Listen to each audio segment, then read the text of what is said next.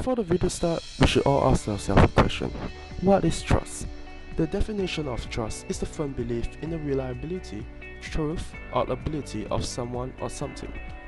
So, how can trust benefit us in the banking sector? Well, fiduciary relationship exists between a customer and bank. In these relationships, law demands a higher than ordinary degree of care and responsibility from the dominant or trusted party. In this video, we will be explaining more on the following concepts. Firstly, we have banker opinions, which is the bank service to obtain for customer an opinion concerning creditworthiness of a third party or to provide an opinion concerning bank's customer to another bank. Secondly, to encourage greater ethical awareness through trust building. Trust building includes the integrity in relationships, credibility in performance, and consistency in behavior. So to start off, we'll be talking about the background information of Thomas Yap, who is a private banker in BFS Bank. Right now, we will be taking a look at a scenario based on the Banking Secrecy Act. Thomas Yap is a private banker at BFS Private Bank. In his role as a private banker, he has access to numerous information about high-profile clients of the bank, such as their financial status. As a banker, he is expected to maintain a high level of integrity and safeguard the interests of his high-net-worth clients. This includes keeping any information about their clients confidential. Any breach in confidentiality will result in Thomas Yap breaching his duties as a banker. This is in accordance to the Banking Secrecy Act. One fine morning, Thomas Yap was approached by one of his high-net-worth clients, Mr. Sammy Ong. Mr. Ong was interested in investing a portion of his fortune into Pineapple Incorporated so as to fund their latest developments on the new high-tech glasses. Mr. Ong asked Thomas to provide him with a banker's opinion on the boss of the billion-dollar company. A banker's opinion is a service whereby a third party is allowed to seek for the bank's professional reference with regards to one of the bank's clients. A banker must at all times follow through the Banking Secrecy Act and must maintain the confidentiality of their client's information at all times. Only general information can be reviewed. In a particular instance, Thomas, when writing out the banker's opinion, decided to go against the banker's duty of protecting his client's confidentiality and revealed a lot of confidential information, such as bank balances and financial standing. This caused a lot of problems for the boss of Pineapple Incorporated, which caused Thomas to soon be sued by the company. In this case, he has breached the customer's trust in his bank. With the fiduciary relationship being violated, BFS Private Bank's reputation would suffer as a result. So what should he have done instead? The correct way for Thomas to act is that his reply should have been carefully considered and tactfully phrased, containing only a general indication of his customer's creditworthiness, without giving any other sensitive information. This way, he will not be breaching his duties as a banker, which spares him from the possible liabilities that may arise due to his opinion. Also, this will allow customers to continue putting their trust in banks.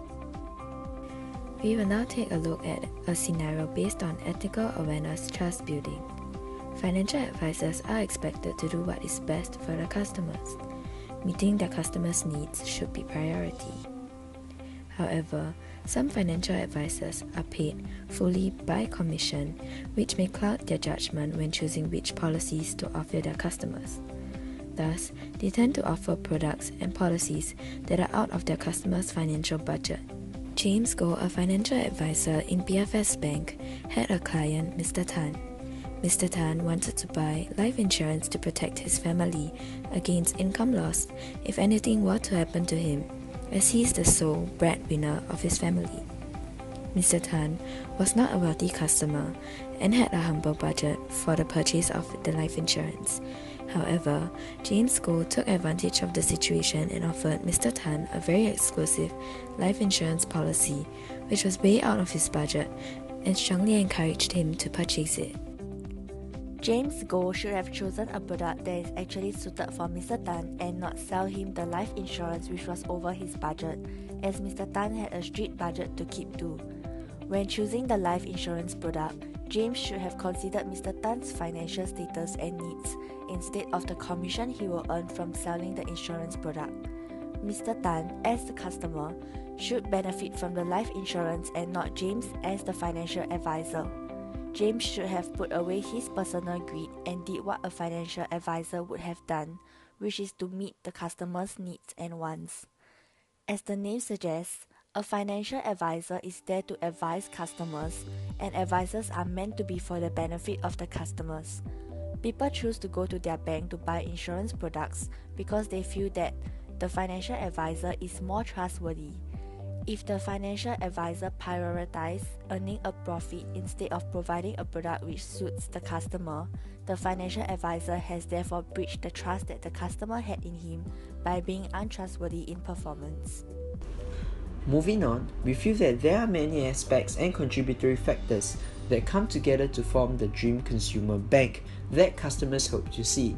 In terms of trust building, banks have a lot of work to do to continue to stay ahead of their competitors in the banking industry. Here are some suggestions. Firstly, in this current day and age, bankers will need to develop a deeper understanding of their customers' needs so as to be sure of how to serve the various customer groups. This will lead to customers being able to trust and share a common understanding with the bank. As such, customers will have a deeper level of trust whereby they are confident that the bank is able to take care of their needs. Secondly, customers are becoming more knowledgeable and demand a custom blend of products and services to meet their own individual specific needs. In order to meet those needs by the customers, banks need to provide connected platforms between services, devices, and places, allowing a more engaging experience for the customers. Lastly, banks will need to create a seamless multi-channel integration to better serve customers. Hence, the Dream Consumer Bank will need to have a system which incorporates all the different channels that will allow customers to have a more personalized experience. This way, banks will be able to serve the customers better and cater to their needs and wants. In conclusion, banks can only function at their full potential if customers trust them wholeheartedly, and they will only do so if they fulfill their responsibilities.